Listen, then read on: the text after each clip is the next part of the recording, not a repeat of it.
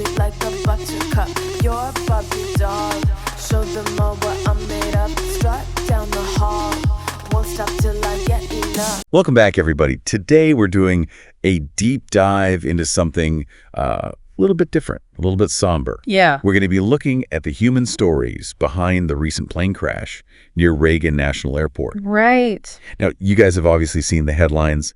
An American Airlines flight collided with an Army Black Hawk helicopter, 67 presumed dead, a real tragedy. But Yeah. we want to kind of go beyond the numbers here and really understand who these individuals were, what their lives were like before this horrible event. Absolutely. And one thing that really struck me was the impact on the Skating Club of Boston. Yeah, there were a number of figure skaters, coaches, families, all returning from this National Development Camp in Wichita, Kansas. Right. It's just so tragic. And, it actually echoes a similar event in the club's past. Back in 1961, they also lost members in a plane crash. Oh, wow. It just makes you think about, these communities bound by shared passions. They Yeah. face such unique challenges. Yeah, it's almost like this shared wound that's been reopened. Yeah. And it's not just the skaters themselves. We're talking about coaches' families, a whole network of people connected to the sport. Right. And, take, for instance, Spencer and Jenna Hahn, both just 16 years old. They were traveling back with their mothers from this camp. Right. Can you imagine just the hopes and dreams wrapped up in that trip? It's heartbreaking, to think about, and it's clear the Hans were a very dedicated skating family, willing to travel, across the country to nurture their children's talent, and to have it all cut short like this, it makes you think about the fragility of life. Absolutely. How plans and aspirations can change in an instant. You really just never know what tomorrow holds. Yeah. And the ripple effects of this tragedy go way beyond just those on the plane. Think about Maxim Naumov. Right. His parents, Yeah. Evgenia Shishkova and Vadim Naumov, Yeah. they were highly respected coaches Yes. on that flight, former world champions themselves. And Maxim was actually at that same training camp, but he flew home earlier. Wow. He survived the crash that took his parents. It's hard to even imagine what he must be going through emotionally. To lose both your parents in such a sudden way, Yeah. it's almost too much to bear. Right. And, it makes you wonder, how do you even begin to process that kind of grief? That's a question with no easy answers, I imagine. It's a very individual thing. Yeah. And, there's really no one-size-fits-all approach to healing in a situation like this. Absolutely. And while the Skating Club of Boston was hit really hard, we can't forget the many other lives that were lost in this tragedy as well. Right. We also had Inna Volyanskaya, another skating coach. She was on that flight. She had a really impressive background competing internationally, even performing in ice theater before becoming a coach. Wow. Yeah. It's incredible to think of the experience and talent that was lost Yes. on this plane. And we can't overlook the flight crew either. Yeah. First Officer Samuel Lilly, just 28 years old, and flight attendants Ian Epstein and Danasia Brown. Yeah, they were just doing their jobs, helping people get to their destinations. It just underscores the randomness of tragedy, how it can strike anyone, anywhere, at any time. It really does. It really makes you question those ideas we have about fairness and predictability in life. It makes you think for sure. And then we have these stories like Brielle Beyer, a 12-year-old figure skater traveling with her mother, Justina. Right. They were also returning from the training camp. Brielle's aunt shared that skating was Brielle's whole world, and Justina was her biggest supporter. It makes you think about all the dedication and sacrifice that goes into supporting a child's passion like that. Yeah, all the hours spent driving to practices, cheering them on from the sidelines, and then in the blink of an eye, that shared journey is over. It's just unfathomable. Yeah, really is. Really makes you appreciate the preciousness of time spent with loved ones. It does. And this crash touched so many different lives. Take Mikey Stovall, for instance. He was on a hunting trip with his friends. This was something he did annually. Now he leaves behind a wife and an 11-year-old son. His mother said he was someone who just loved everyone he coached. His son's Little League team. It's a reminder of the ripple effects, Yeah. How the loss of one person can leave a void in so many lives, all the laughter that will be missed, the traditions that will be broken. It's difficult to grapple with. It's a lot to absorb, and we're just getting started. We'll be right back after this. Okay. To delve deeper into some of these individual stories and really explore the broader implications of this tragedy. We were just talking about Mikey Stovall and the impact this had on his family and friends. Yeah. It's hard to imagine that pain of losing someone so suddenly. Especially under these circumstances, right? Exactly, yeah. Like, you think about the element of chance involved. He was just on this yearly trip, something that probably felt so familiar and safe. Right. And then in just a matter of moments, everything changes. That sense of normalcy being completely shattered really echoes throughout a lot of these stories. Like Hamad Raza, he was actually waiting at the airport for his wife, Azra Hussein. Oh, wow. She was returning from a business trip, something I think a lot of us can relate to. Right. He was texting her, making dinner plans, and then silence. It's just chilling, that reminder of how quickly life can shift from the ordinary to the unimaginable. Right. One moment you're anticipating a reunion, the next you're grappling with this news that the person you love is gone. It's a level of shock and grief that's hard to fathom. It is. His story really resonated with me, just the everyday nature of their communication, the suddenness of it all. Yeah.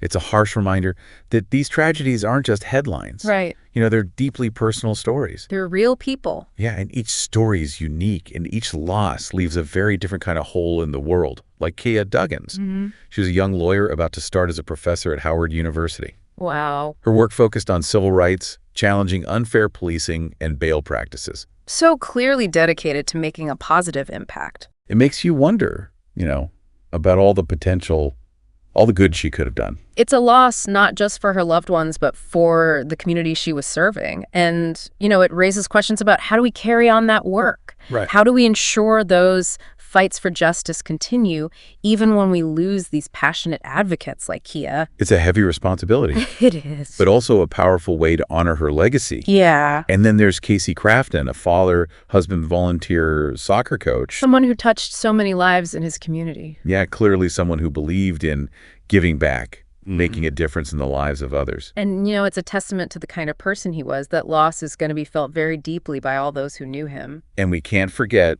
12-year-old Olivia Eve Terr. Oh, gosh. An elite figure skater with a bright future ahead of her. Just to think of her talent, her dreams, everything cut short. Yeah, it's especially poignant when we think about these young victims, like Olivia and the Hans children. They had so much life ahead of them, so much potential yet to be realized. Right. It's just a reminder of the fragility of youth, how even those just starting their journey can be touched by tragedy. It's difficult to make sense of it all. It is. And then, of course, there are the unanswered questions, the investigation into how and why this happened. Right. The investigation is ongoing, and there's a particular focus on the Army's Black Hawk helicopter. Whether its altitude played a role in the collision, we don't know the identities of the 3 soldiers on board yet, but reportedly they were a fairly experienced crew. It's a reminder that even in seemingly routine situations, like a training flight tragedy can strike. Yeah, and it leaves us with so many what-ifs and whys. It's natural to seek answers in the face of something like this. Of course. But sometimes those answers are elusive, and the investigation itself can be really long and arduous. Right. And even if we do uncover all the contributing factors, it doesn't erase the pain or bring back those who were lost. That's true. But understanding what happened can help prevent similar tragedies in the future. It can also offer some measure of closure to the families and friends left behind. It's a complex and delicate balance, right? Acknowledging the need for answers, while also recognizing the limitations of what those answers can actually provide. And for the families, the investigation just adds another layer to their grief, this prolonged waiting period for information that might not even bring the comfort that they're seeking. It's a difficult process and one that deserves our empathy and understanding. Absolutely. These families are navigating unimaginable grief, and then to have that added uncertainty surrounding the investigation, it can be incredibly challenging.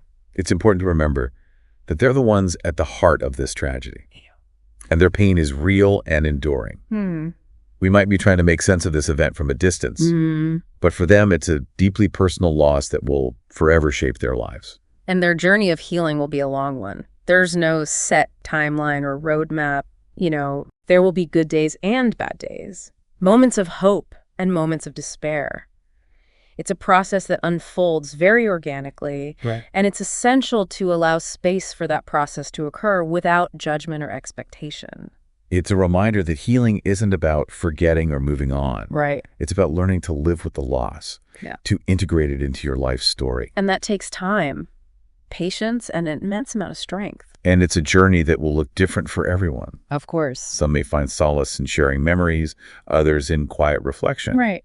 There's no right or wrong way to grieve, and it's essential to respect the individual nature of that process. Absolutely. We've been focusing on the individual stories, the lives lost, and the impact on their loved ones. Right. But zooming out a bit, what about the broader implications of this tragedy? What can we learn from this event? And how can we move forward in a way that honors the memory of those who are lost? It's a crucial question, and I think it requires us to consider both the individual and the collective. This tragedy highlights the fragility of life, the suddenness with which things can change, Right. the importance of cherishing the time we have with our loved ones. It's a sobering reminder to prioritize what truly matters, Yeah. to express our love and appreciation, and to make the most of every moment. But it's also important to acknowledge that these aren't just individual lessons. Right. This tragedy has also impacted entire communities, Absolutely. leaving them to grapple with collective grief and loss.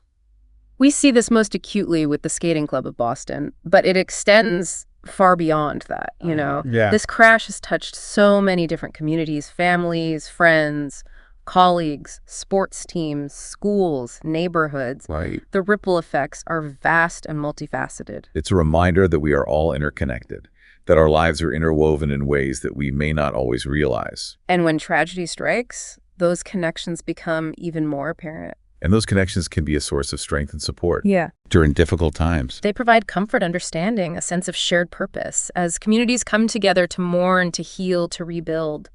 It's in those moments of collective grief that we see the true resilience of the human spirit, the capacity to find hope and meaning even in the face of profound loss.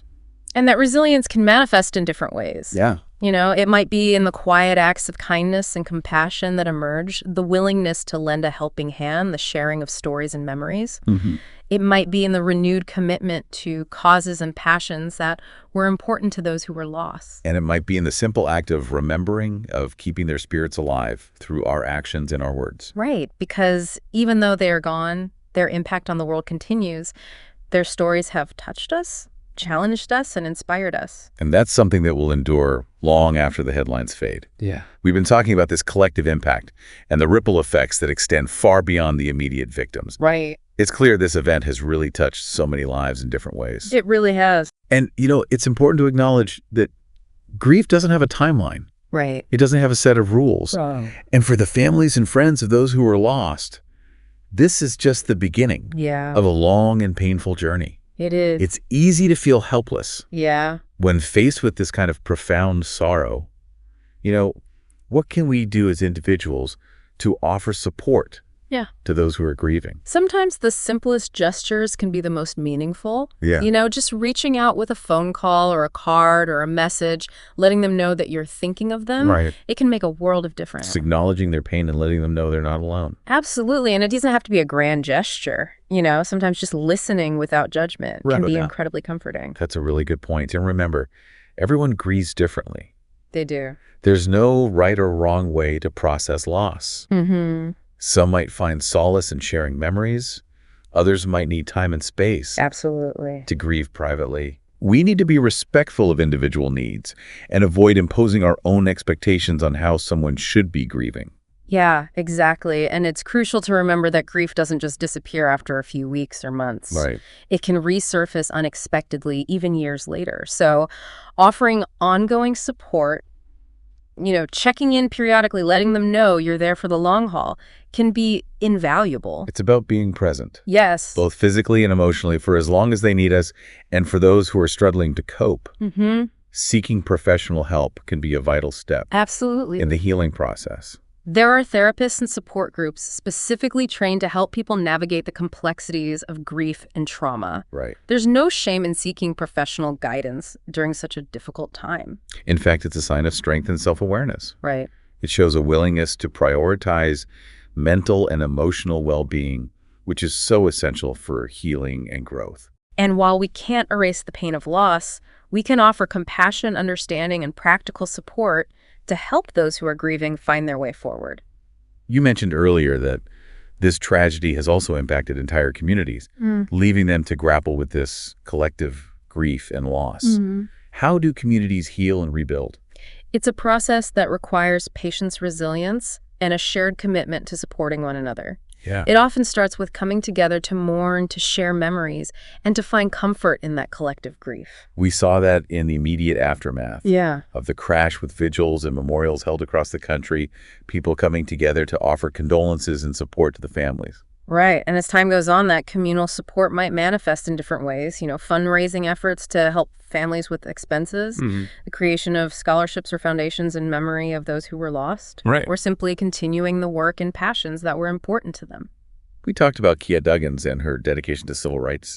Imagine if her work inspired others to pick up the torch and continue fighting for justice in her name. Yeah, that would be a powerful way to honor her legacy. It's about transforming grief into action, channeling the pain of loss into something positive and meaningful. It's about finding ways to make their lives count for something, even in their absence. And for the Skating Club of Boston, facing a second tragedy in their history, It's unimaginable. how do they even begin to process this kind of collective trauma? It's an unimaginable burden to bear, but I think their story also speaks to the resilience of the human spirit. They've faced this kind of loss before, and they found a way to rebuild and to continue pursuing their passion. It almost feels like a testament to the power of community. It is. The way that shared experiences, even those rooted in grief, can bind people together in ways that nothing else can. And it's a reminder that healing is not about forgetting or erasing the pain. Right. It's about finding a way to integrate it into our lives, to carry the memory of those who were lost with us as we move forward. Earlier you posed the question, how does knowing the personal stories behind a news event change our understanding of it? Right. I think we've seen that play out in this deep dive. Yeah, it's easy to get caught up in the statistics, the headlines, the technical details of an event like this. But when we delve into the individual stories, the human lives behind the numbers, it changes everything. It forces us to confront the real cost of tragedy, the profound impact it has on families and communities. Yeah. Reminds us that these aren't just abstract events, they're deeply personal experiences that shape lives forever. And I think it also fosters a sense of empathy and compassion. When we see the faces and hear the stories of those who were lost, it becomes harder to distance ourselves from the tragedy. Right. It reminds us of our shared humanity, the fragility of life. Absolutely. And the importance of cherishing the time we have with loved ones. This deep dive has been a sobering reminder of the unpredictable nature of life. Yeah. And the importance of making each moment count. It's also been a testament to the resilience of the human spirit. Yeah. The capacity for love and compassion and the enduring power of hope, even in the face of immense loss. As we conclude our deep dive into this tragic event, let's take a moment to remember those who were lost, to honor their lives, and to hold their families and communities in our thoughts. And let's carry their stories with us, not as a source of sorrow, but as a reminder to live our lives with purpose, Yes. to cherish our loved ones, and to make the most of every precious moment. Absolutely. Sound the alarm. I'm coming up. We'll have a ball. I'm sweet like a buttercup. You're a Barbie doll. Show them all what I'm made of. Strut down the hall. Won't stop till I get enough.